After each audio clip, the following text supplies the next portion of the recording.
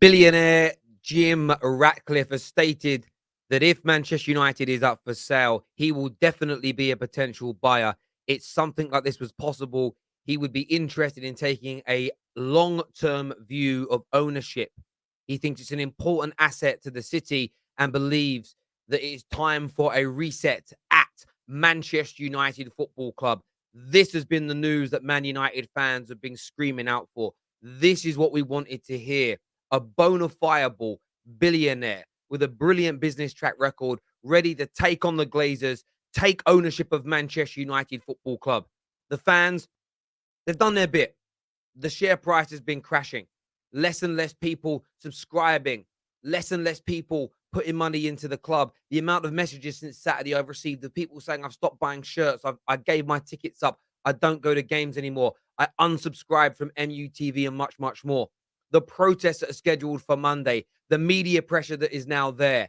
Manchester United could be up for sale. There are multiple reports talking about it, just like this one here from Miguel Delaney today. At least 3 consortiums are ready to make a formal bid. Belief is that the Glazers would sell for around $6 billion. United, no comment on the speculation right now, so they have not played it down. Bloomberg claim that the Glazer family would consider selling a minority stake, sources reveal, as pressure mounts on their ownership of the iconic football club. Lots to be discussed, lots to be spoken about, but Manchester United could we be about to get our club back.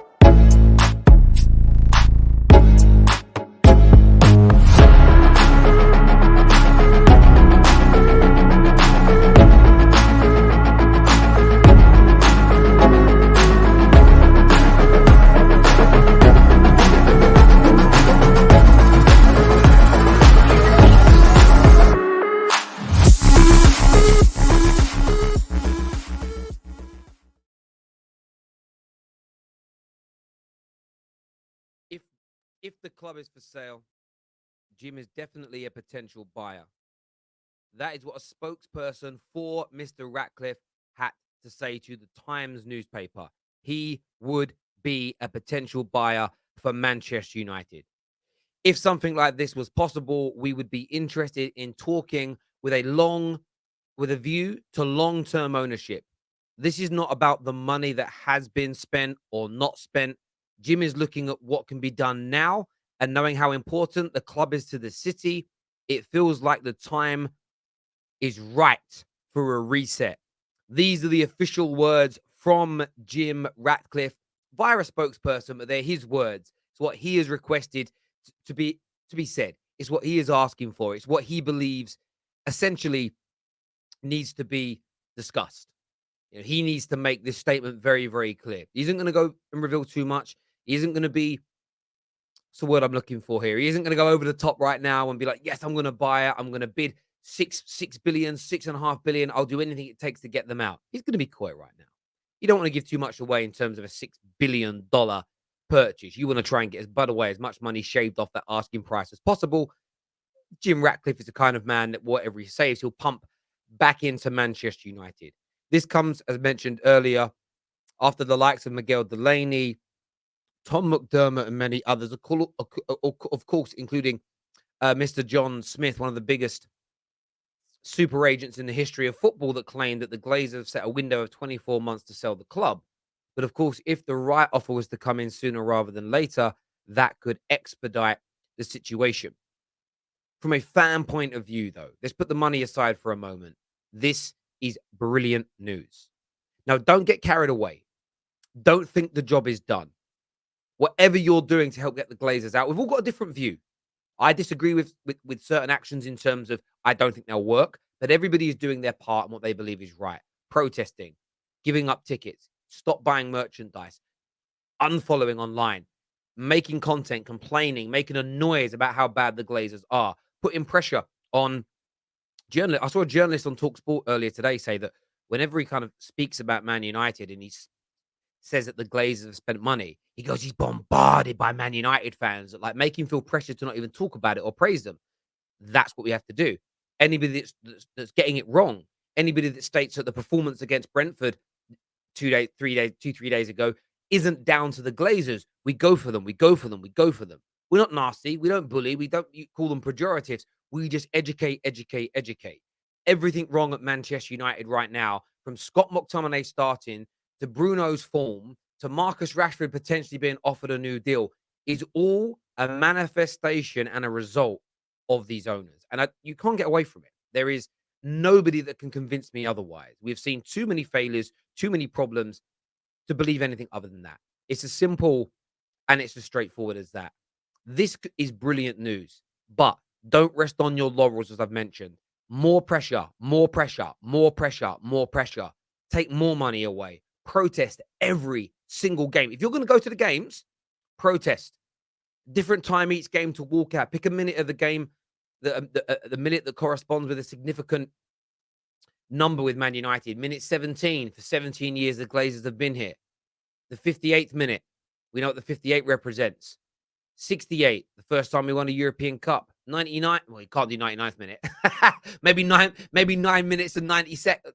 Can't do 9 minutes and 90 seconds. You're an idiot, Terry. I'm getting a little bit excited ahead of myself here, but you get my point. Maybe 19 minutes, something along those lines. Just before it turns to 20 minutes, like to try and represent 1999. Maybe 20 minutes and 7 seconds, to 8 seconds when we last won the European Cup. You get my point. Maybe 20 minutes and 13 seconds the last time we won the league. Pick some significant numbers to the club, walk out, leave that place empty, infuriate the TV companies because there's suddenly no atmosphere at Man United. Get some more games called off. You don't even need to break into the stadium. Just don't let the players leave the team hotel. Don't let the players leave the team hotel. Just surround it. If 50,000 people stood outside the hotel, they can't get to the bus. The game can't go ahead. Pressure, pressure, pressure, pressure is needed. And on top of that, influencers, content creators, whether you're on Instagram, TikTok, YouTube, Twitter, all of it. Pressure, pressure, pressure. Every time we concede, Glazers. Every time we lose, Glazers. Every time you're not happy with the starting lineup, Glazers. Don't pick the low-hanging fruit. Go for the root cause, because there was a great opportunity here for Man United to be taken away from the Glazers. Now, they talk about the Glazers would consider selling a minority stake. Now, again, I look at that as very similar to Jim Ratcliffe's comments around, if it was for sale, they'd look at it. We'd look at a long-term view. It's a very kind of soft approach. So is this news in relation to why what the Glazers would sell. I believe they would be up for selling everything, but of course that would they're not going to say that publicly now because they want to get the maximum amount of money. So you're not going to say that it's completely 100% for sale, even though very credible voices, very credible people, very credible journalists, football people as well, believe that the club is now up for sale. What does this mean for Man United if it gets sold? Well, firstly, it means rivals be scared because the sleeping giant will be back. Nobody is going to part with £6 billion and not make the club successful. It is an impossibility. And I'll tell you why. The Glazers purchased Man United for nothing. They didn't invest a singular penny of their own money to buy the club. It was a leveraged takeover, meaning they borrowed money from a bank, bought the club, and then the football club's existing turnover paid that debt back. They haven't actually paid the debt, by the way.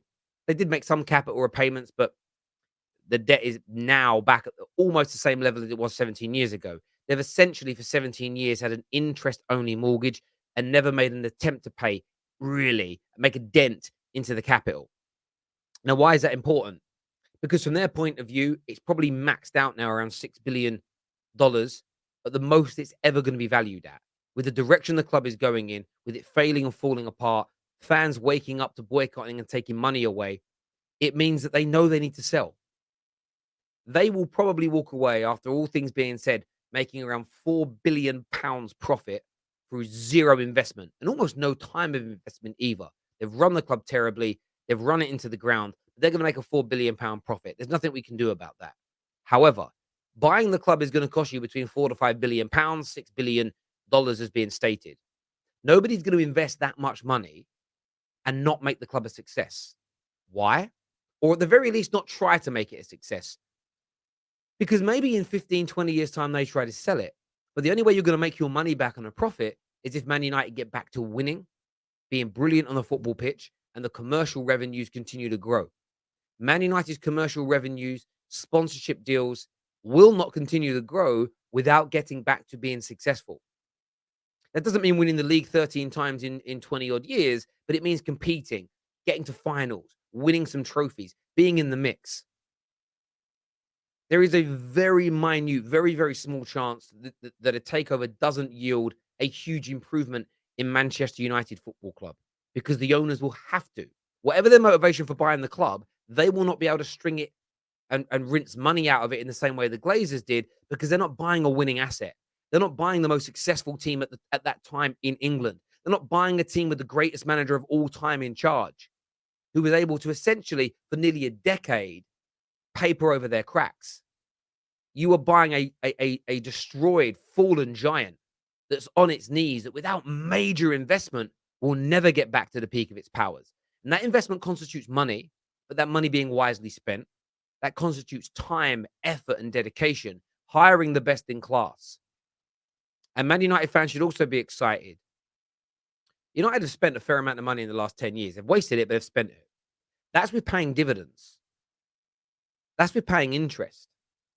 The club has had taking out of it over the last decade or so, over £1 billion by the Glazers. 1.1 billion has been taken out. Imagine a club Man United size and the money we already spend with an extra 1.1 billion pound of cash in the organization. United will be able to outspend anybody in the Premier League. And if you could outspend everybody, if you hire the best in class and you build a structure, a culture, and recruit the right kind of people, United could and most likely will be back. But I'm going to reiterate this final message before I go. Pressure, pressure, pressure, pressure. Don't rest on your laurels now, Manchester United fans. Stand up against this disgraceful ownership. That's what needs to happen. So, Jim Ratcliffe, I hope you're serious. I hope you put the bid in. If anybody else wants to get involved with him, just do it. Joint bids, who cares? Let's get the Glazers out of Manchester United.